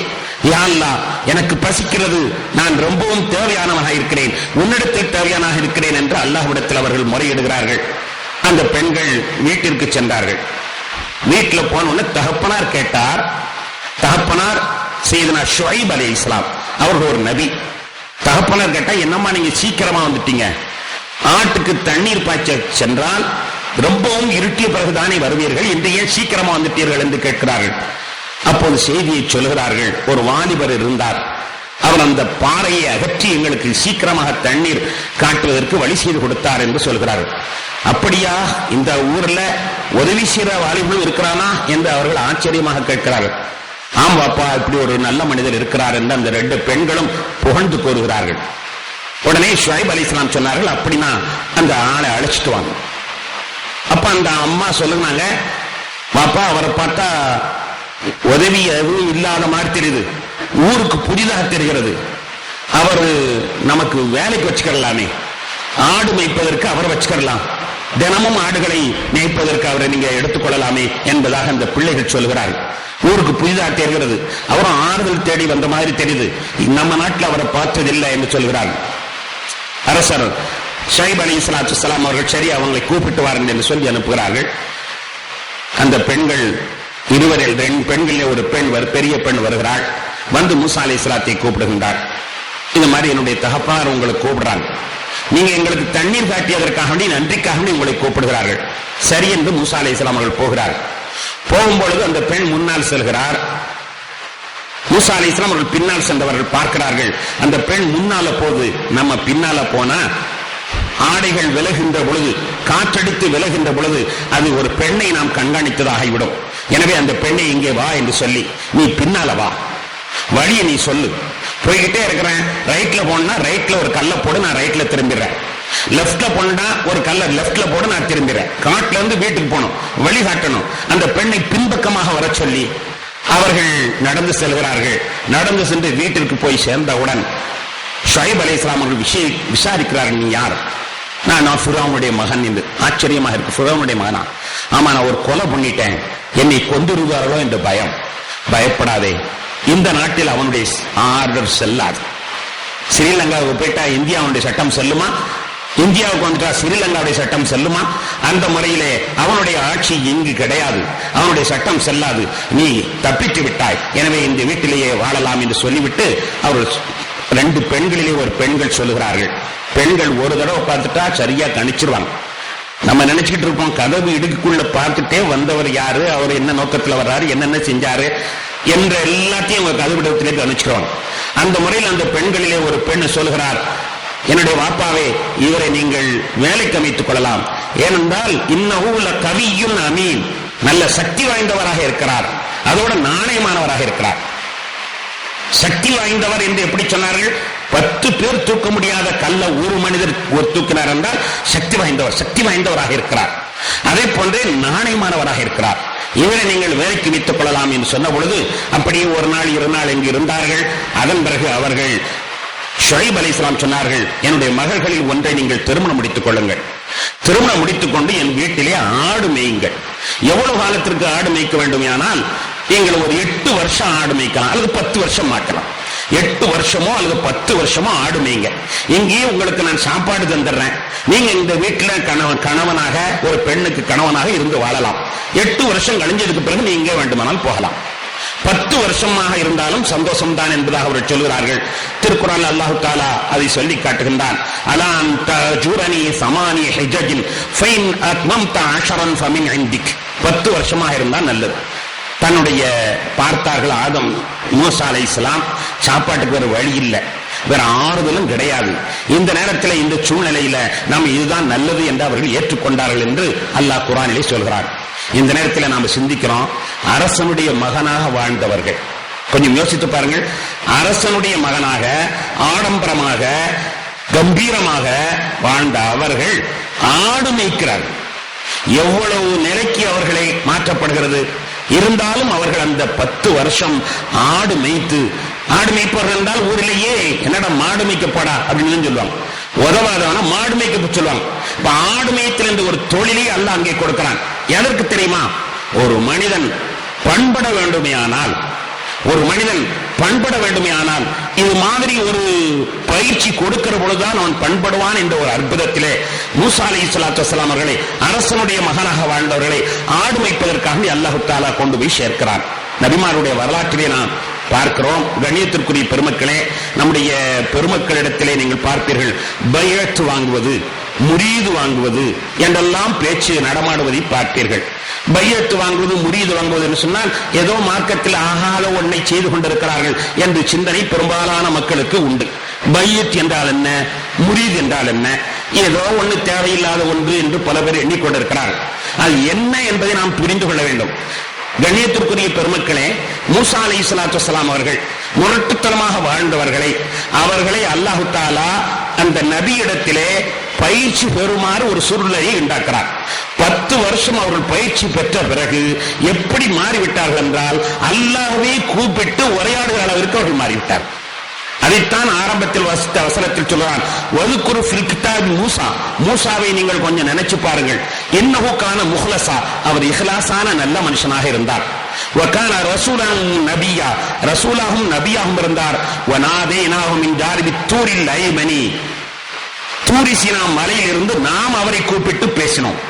வகர்ரபுனாஹு நஜியா, அவரை நம் பக்கத்து நெருக்கினோம் என்று சொல்கிறார்.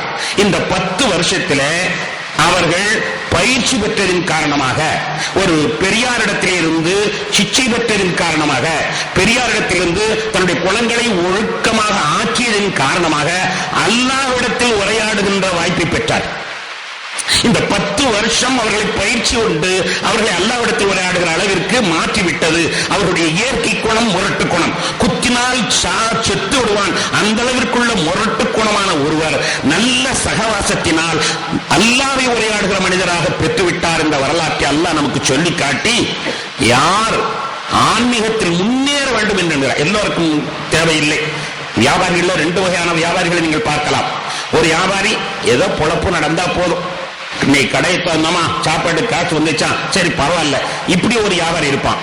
இன்னொரு வியாபாரி அதை பிடிக்கணும் இதை பிடிக்கணும் இதை பிடிக்கணும் இதை பிடிக்கணும் நம்பிருப்பான். 2 சீசான வியாபாரி இருப்பான்.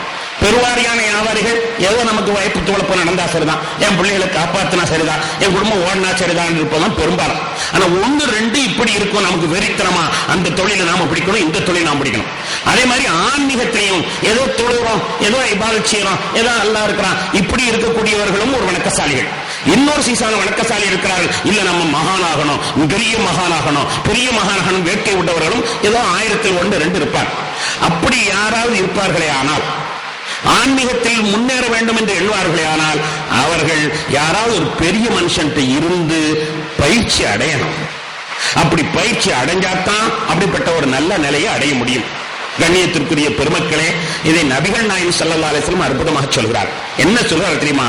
அத்தபனி ரப்பி ஃபஹஸன தஅதீபி, என் ரப்பு எனக்கு ஒழுக்கத்தை தந்தான், எனக்கு அற்புதமாக ஒழுக்கம் கற்பித்து தந்தான். எல்லா நபிமார்களுக்கும் வேறு யாரிடத்திலேயா வைத்து அவர்களை பயிற்சி கொடுக்கப்பட்டிருக்கிறது. எனக்கு வேறு யாரும் பயிற்சி தரல, அல்லாஹ் பயிற்சி தந்திருக்கிறான். எனக்கு அல்லாஹ் பயிற்சி தந்திருக்கிறான் என்று சொன்னதிலிருந்தே தெரிகிறது ஒவ்வொருவரும் பயிற்சி பெற வேண்டும். மற்றவர்கள் மற்றவர்களிடத்தில் பயிற்சி பெற்றார்கள், ஆனால் நான் அல்லாஹ்ட்ட பயிற்சி பெற்றிருக்கிறேன். இப்ப நானும் பயிற்சி பெற்றவன் தான், ஆனா எனக்கு பயிற்சி பெற்று கொடுத்தவன் அல்லாஹ். திருக்குர்ஆனிலே நபிகள் நாயகம் ஸல்லல்லாஹு அலைஹி வஸல்லம் அவர்களுக்கு அல்லாஹ் எப்படி பயிற்சி கொடுத்தான் என்பதை சொல்லி காட்டுகிறான். இங்க எதை சொல்ல வருகிறோம் என்றால், முரட்டுத்தனமான இருந்த மூசா அல்லாஹ்வை சந்திக்கிற அளவுக்கு, அல்லாஹ்ட்ட பேசுற அளவுக்கு முக்தி விட்டவராக எப்படி மாறினார் என்றால், அந்த 10 வருட ஷுஐப் அலைஹிஸ்ஸலாம் அவருடைய சகவாசத்தின் மூலமாக. அதே போது நபிகள் நாயகம் ஸல்லல்லாஹு அலைஹி வஸல்லம் அவர்கள் தன்னை பற்றி சொல்கிற பொழுது, நானும் சாதாரண ஒரு மனிதன் தான், ஆனால் என்னை அல்லாஹ் மிஅராஜுக்கு அழைத்து உரையாடுகிற அளவிற்கு, மூசா அலைஹிஸ்ஸலாத்தை விடவும் உயர்வாக கொள்கிற அளவிற்கு என்னை அல்லாஹ் உயர்த்தினான் என்றால், அதுக்கு அல்லாஹ்வே பயிற்சி தந்தான். எப்படி பயிற்சி தந்தான் என்பதை பல வரலாறுகள் சொல்லி காட்டுகின்றன. பெருமானார் ஸல்லல்லாஹு அலைஹி வஸல்லம் அவர்களுக்கு அல்லாஹ் அடுத்த பயிற்சி. ஒரு உதாரணம் நமக்கு தெரியும். மக்காவில் உள்ள மக்களை எல்லாம் இஸ்லாத்தின்பால் அழைப்பதற்காக வேண்டி பலவிதமான முயற்சிகளை பெருமானார் ஸல்லல்லாஹு அலைஹி வஸல்லம் சொல்வார். அல்லாஹ் கூட சொல்வான், உது இலா சபீலி ரப்பிக பில் ஹிக்மதி வல் மௌஇலத்தில் ஹஸனதி வஜாதில்ஹும் பில்லதி ஹஸன். மக்களை இஸ்லாத்தின்பால் நீங்கள் அழைக்கும் போது தந்திரமாக அழையுங்கள், அழகான உபதேசத்தின் மூலமாகவும் அழையுங்கள், சில சமயத்தில் வாக்குவாதம் செய்தும் அழையுங்கள். தந்திரமாக முதல்ல, இரண்டாவதாக அழகான உபதேசம், மூணாவது வாக்குவாதம். திருக்குர்ஆனிலே சொல்லும். இந்த முறையிலே நபிகள் நாயகம் ஸல்லல்லாஹு அலைஹி வஸல்லம் அவர்கள் தந்திரமாக மக்காவாசிகளை அழைப்பதற்கான ஒரு முயற்சி பண்றாங்க. என்ன முயற்சினா, பெருந்தனக்காரங்களை மட்டும் தனியா கூப்பிட்டாங்க. உங்ககிட்ட நான் தனியா பேசணும், எல்லாரும் வாங்க. பெருந்தனக்காரர்கள் மட்டும், பெருமை பிடித்தவர்கள் மட்டும், அபுஜஹல், உத்துபா, உமையா, ஷைபா, இது மாதிரி உள்ள பெரிய ஆளுகளை மட்டும் கூப்பிட்டு ஒரு நான் உட்கார்ந்து அவங்கள்ட்ட தனியா பேசுறாங்க. இஸ்லாத்தை பற்றி எடுத்து சொல்கிறார். ஆனால் அந்த பெருமை படைத்தவர்கள் எப்படிப்பட்டவர்கள் என்றால், சாதாரண ஒரு ஏழையும் சேர்த்து உட்கார வச்சா அவன் கோவிச்சுக்கிடுவான். அப்படிப்பட்டால் ஏழையும் சேர்த்து உட்கார வைத்தால் கோவித்துக் கொள்வான். அப்படிப்பட்டவன் இடத்துல தனியா பேசுறதா நல்லது என்று தனிமையாக பேசிக் கொண்டிருக்கிறார்கள். அந்த நேரம் பார்த்து அப்துல்லாஹ் இப்னு உம்மு மக்தூம் என்ற ஒரு சஹாபி வருகிறார். அவர் கொஞ்சம் கண் பார்வை குறைந்தவர், அப்பாவிகளிலேயும் மிக அப்பாவி, வறியவர்களையும் மிக வறியவர். அவருக்கு விவரம் தெரியாது, இங்க என்ன நடக்குது என்பதெல்லாம் தெரியாது. வந்தவர் ரசூலுல்லாஹை பார்த்து, நபியே ஏதாவது வஹி வந்ததா, அல்லாஹ்விடமிருந்து செய்தி வந்ததா, எனக்கு கற்றுத்தாருங்கள் என்று சொல்லி உட்கார ஆரம்பிச்சிட்டார். அந்த வந்தவர் கேட்டுட்டு போயிட்டா கூட பரவாயில்ல, அவர் பற்ற போட்டு உட்கார ஆரம்பிச்சிட்டார். பெருமானார் ஸல்லல்லாஹு அலைஹி வஸல்லம் அவர்கள் என்ன செய்வது என்று புரியவில்லை. என்ன உட்கார்ந்தனா இங்க காரியம் கெட்டு போயிடும். இவன் என்ன சொல்லுவான் தெரியுமா, முகம்மதே ஏற்கனவே திட்டம் போட்டு நீ கூப்பிட்டு இருக்கிற, அந்த அப்துல்லாவை நாங்க உட்கார்ந்த பிறகு வர சொல்லிட்டு நீ இந்த வேலை பார்த்திருக்கிறேன்னு சொல்லிடுவானே என்று பெருமானார் நம்புகிறார்கள், எண்ணுகிறார்கள். அந்த நேரத்தில் என்ன மனித நிலைமையில என்ன நடக்கும்? அவர் வந்து சலாம் சொல்லிட்டு யார சொல்லலாம், ஏதாவது ஒரு வார்த்தை இருந்தா கற்றுத்தாங்களேன்னு சொன்ன உடனேயே அவங்களுடைய முகம் அகத்தின் அழகு முகத்தில் சொரியும் என்று சொல்வார்களே, முகம் கடுகெடுப்பு, முகம் கருத்துரு. என்னடா அந்த நேரத்தில் வந்த ஒண்ணு சொல்லவெல்லாம் இல்ல, ரசூலுல்லாஹ் ஒன்னும் கூப்பிட்டு சொல்லவெல்லாம் இல்ல, அவரை பார்த்து அலட்டவும் இல்ல, விரட்டவும் இல்ல, முகம் சங்கடமாயிடுச்சு. ஏண்டா இந்த நேரத்தில் அல்லாஹ்வை வணங்குவதற்கு தந்திரமாக அழைக்க சொன்னான். தந்திரமாக அழைச்சுக்கிட்டு இருக்கிற நேரத்தில் வெண்ண திரண்டு வருகிற பொழுது பானை உடைஞ்ச கதையா, இந்த நேரம் அவர் வந்துட்டாரே என்று முகம் கடுகெடுக்கிறார்கள். உடனே அல்லாஹ் குர்ஆன்ல சொல்றான், அபஸ வதவல்லா அன் ஜாஅஹுல் அமா. ஒரு கண் பார்வை தெரியாதவர் வந்ததுக்காக வேண்டி முகம் கடுத்து விட்டது என்று அல்லாஹ் குர்ஆனிலே சொல்றான். பெருமானார் ஸல்லல்லாஹு அலைஹி வஸல்லம் அவர்களுக்கு பயிற்சி எடுக்கிறான். மோசமான நேரம் தான் இருந்தாலும் உங்க முகத்தில் நீங்க காட்டியிருக்க கூடாது. நீங்க ஒரு தலைவராக இருக்கக்கூடியவர், எந்த காலத்திலேயும் ஒருவரை விட ஒருவர் சிறப்பு என்ற உணர்வை நீங்கள் வெளிப்படுத்தக்கூடாது. தலைமையாக இருக்கக்கூடியவர்கள் அந்த ஒரே லெவல்ல தான் தன்னுடைய ஆளுகளை பார்க்கணுமே தவிர, ஒரு ஆளை பார்த்தவன சிரிப்பு, இன்னொரு ஆளை பார்த்தவன கடுப்பு, அது இருக்கக்கூடாது. ஏன் உங்க முகத்தில் கடுப்பு வந்துச்சு? இன்னைக்கும் குர்ஆனை ஓதுறோம். ரசூலுல்லாஹி ஸல்லல்லாஹு அலைஹி வஸல்லம் அவர்கள் முகம் கடுத்து விட்டார் என்ற வரலாற்றை நாம் நினைவு கூறுவோம். ரசூலுல்லாஹ்வுக்கு அல்லாஹ் ஆனா செஞ்சது ஒண்ணு தப்பில்லை. பெருமானார் ஸல்லல்லாஹு அலைஹி வஸல்லம் செஞ்சது தப்பில்லை, அல்லாஹ் சொன்னதான் செஞ்சாங்க. அல்லாஹ் என்ன சொன்னா, ஹிக்மத்தா கூப்பிடுங்கன்னு சொன்னான். அல்லாஹ் என்ன சொன்னா, ஹிக்மத்தா கூப்பிட்டாங்க. இது ஒண்ணு தப்பில்லை. ஆனாலும் முகத்தை கடுப்பு வந்திருக்க கூடாது, முகம் கடுமையாய். இப்படி பெருமானார் ஸல்லல்லாஹு அலைஹி வஸல்லத்துக்கு பல சந்தர்ப்பத்தை அல்லாஹ் உழைத்து காட்டுகிறார். ஒரு வரலாறு உங்களிடத்தில் எல்லாம் சொன்ன ஞாபகம் இருக்கிறது. நபிகள் நாயகம் ஸல்லல்லாஹு அலைஹி வஸல்லம் அவர்கள் வீட்டிலே அமர்ந்திருக்கிறார்கள். அப்போது ஹஜ்ரத் உஸ்மான் இப்னு அஃபான் ரலியல்லாஹு தஆலா அவர்கள் ஒரு திராட்சை பழ கொத்து அதை கொண்டு வந்து பெருமானார் இடத்தில் கொடுத்து, யார சொல்லலாம் சாப்பிடுங்க. பெருமானார் ஸல்லல்லாஹு அலைஹி வஸல்லம், என்ன உஸ்மானே என்ன விசேஷம்?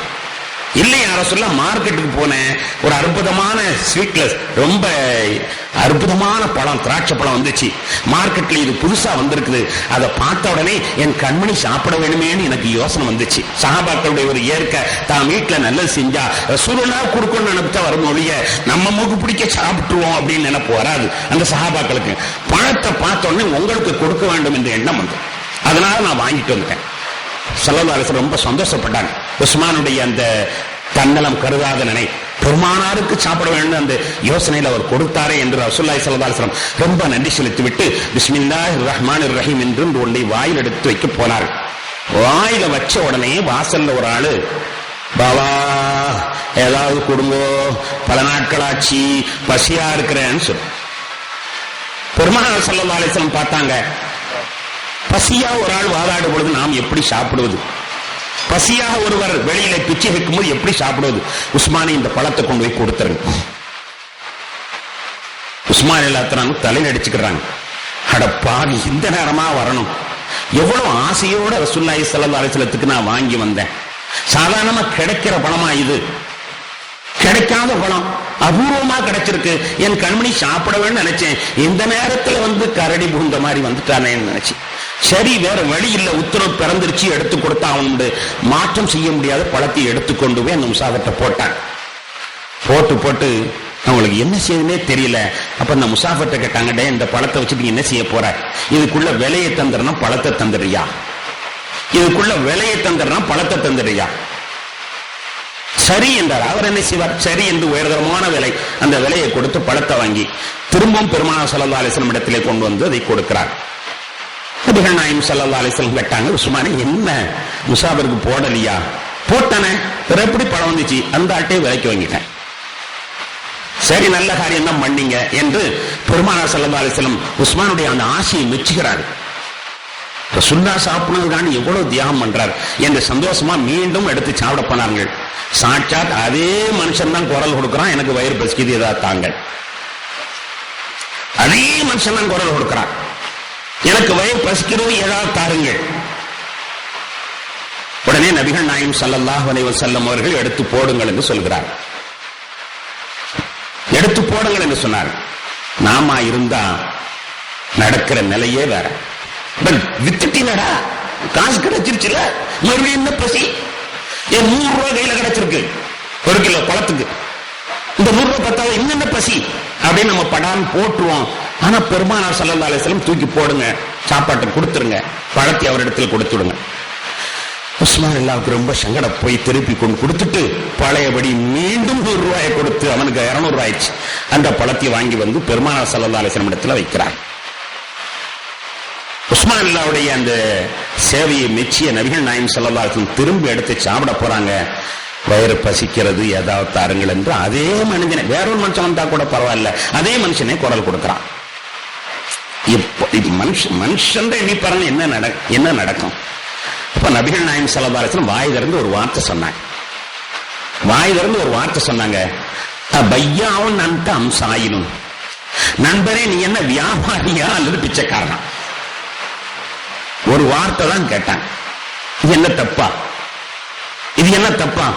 பையாவும் நன்ட அம்சாயினும், நீ என்ன வியாபாரியா அல்லது பிச்சைக்காரனா? கேட்டு முடிக்கவில்லை. அல்லாஹ் குர்ஆன்ல ஆயத்தை இறக்கிறான். அலம் யஜிதுக யதீமன் ஃபஆவா வவஜதக ضالًا ஃபஹதா வவஜதக ஆயிலன் ஃபஅக்னா.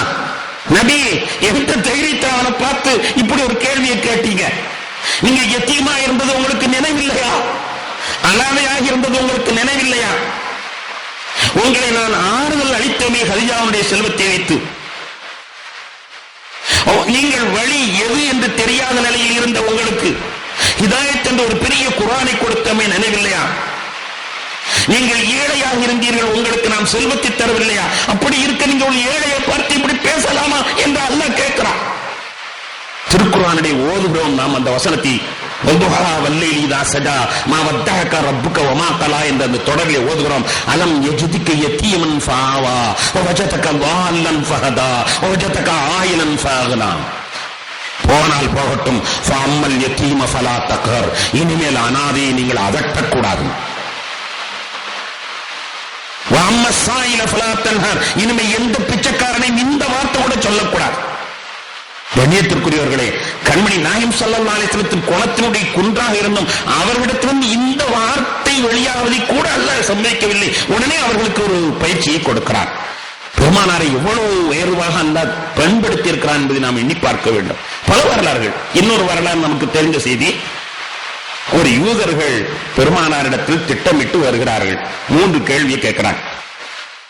ذுல்கர்னைன் என்று ஒருத்தர் வாழ்ந்தாரே, அவரை பற்றி தெரியுமா? ரூஹு என்றால் என்ன, அதை பற்றி தெரியுமா? 3 கேள்விகளை அவர்கள் கேட்கிறார்கள்.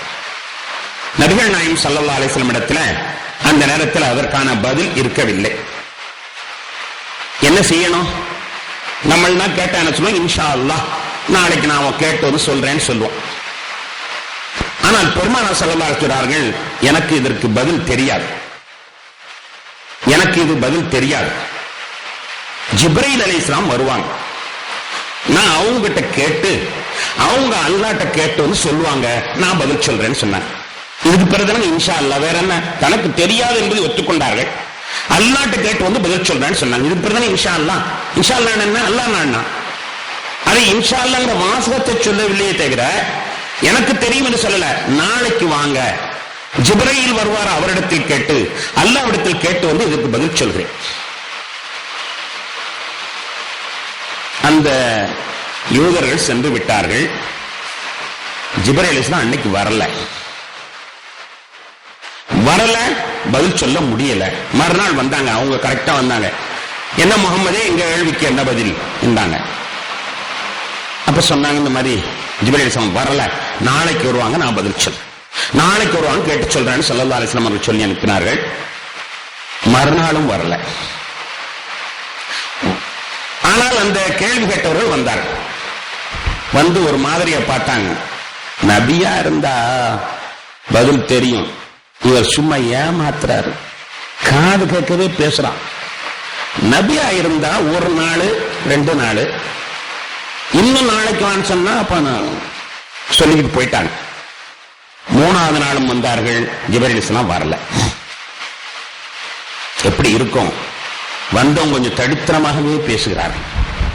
ஏன் இந்த மாதிரி பொழப்ப ஏமாத்திட்டாலே, கேள்வி கேட்டா பதில் சொல்ல தெரியணும்ல, பதில் சொல்ல தெரியல, நீ நபி இல்லைன்னு சொல்லிட வேண்டியதுதானே. 3வது நாள் பேச்சு.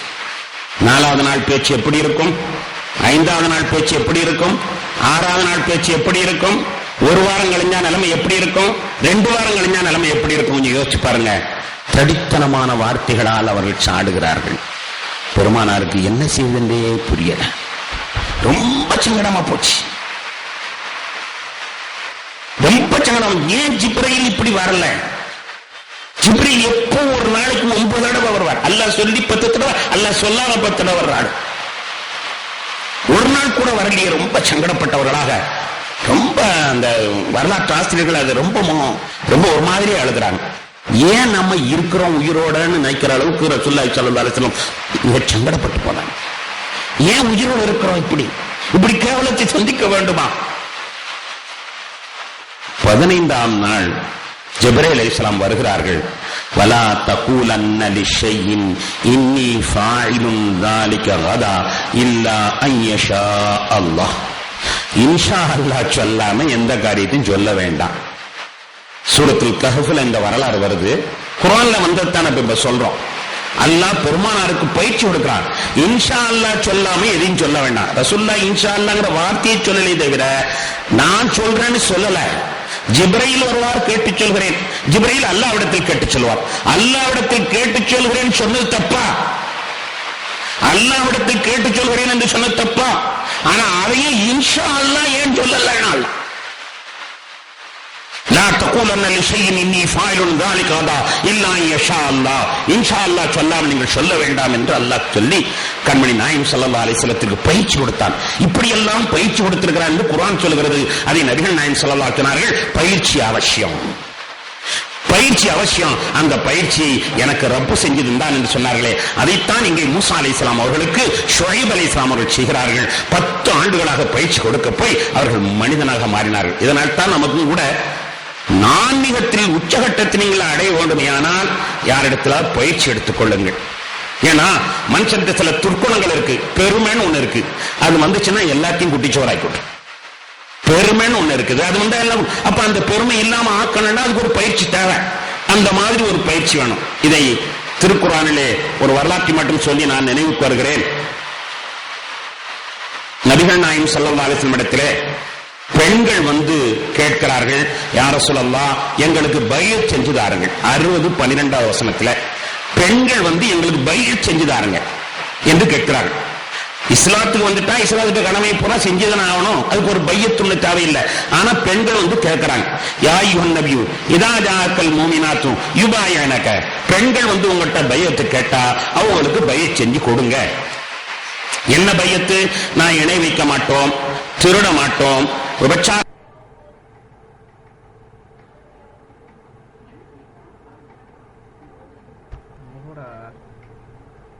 பண்ண மாட்டோம், பிள்ளைகளை கொல்ல மாட்டோம், அவதூறாக நாங்கள் சொல்ல மாட்டோம், இன்னும் அல்லாஹ்வுடைய உத்தரவையும் ரசூலுடைய உத்தரவையும் எந்த மாற்றமும் செய்ய மாட்டோம் என்று அவர்கள் கேட்டால் அவர்களுக்கு பையத் செய்து கொடுங்கள் என்று அல்லாஹ் கூறுகிறான். அதற்கு பிறகு பெண்களுக்கு பிறகு சஹாபாக்களும் இந்த பையத்தை எடுத்துக்கொண்டார்கள். ஆனால் இந்த பையத்துக்கு ஒரு பையத்து நிசா. எதற்கு சொல்கிறோம்? ஆனால் ஆன்மீகத்தில் முன்னேற வேண்டும் என்று விருப்பம் உள்ளவர்கள் பெரிய மனிதர்களிடத்திலே பயிற்சி பெறுதல் என்பது அது ஒரு புதினமான ஒன்றல்ல, இஸ்லாத்திற்கு புறம்பான ஒன்றல்ல. அப்படி செய்கிற பொழுது ஆன்மீக முன்னேற்றம் கிடைக்கும் என்பதை வரலாறு சொல்கிறது. என்றால் சையதுனா மூசா அலைஹிஸ்ஸலாத்துடைய வரலாற்றிலே ஒரு அற்புதமான இந்த தத்துவத்தை நமக்கு உணர்த்தப்படுகிறது. 10 ஆண்டுகள் அவர்கள் ஷுஐப் அலைஹிஸ்ஸலாம் அவர்களுடைய பின்னணியில் இருந்த காரணத்தினால் அவர்கள் அல்லாஹ்விடத்தில் உரையாடுகிற அளவிற்கு மிகப்பெரிய பேற்றை பெற்றார்கள். 10 வருடங்களுக்கு பிறகு அவர்கள் அங்கிருந்து புறப்பட்டு எகிப்து நோக்கி தன் தாய் நாட்டை நோக்கி புறப்படுகிறார்கள். இன்ஷா அல்லாஹ் மூசா அலைஹிஸ்ஸலாத்துடைய வரலாறு நாளையும் தொடரும் என்று தெரிவித்து நிறைவு செய்து கொள்கிறோம். வாஹிர் தவானா அல்ஹம்துலில்லாஹி ரப்பில் ஆலமீன். اللهم صل على سيدنا محمد وعلى آل سيدنا محمد وبارك وسلم عليه. ربنا تقبل منا إنك أنت السميع العليم وتب علينا إنك أنت التواب الرحيم. وصلى الله تعالى وسلم على خير خلقه سيدنا محمد وآله وصحبه أجمعين والحمد لله رب العالمين. صلى الله على محمد صلى الله عليه وسلم. صلى الله على محمد صلى الله عليه وسلم. صلى الله على محمد يا ربي صل وسلم.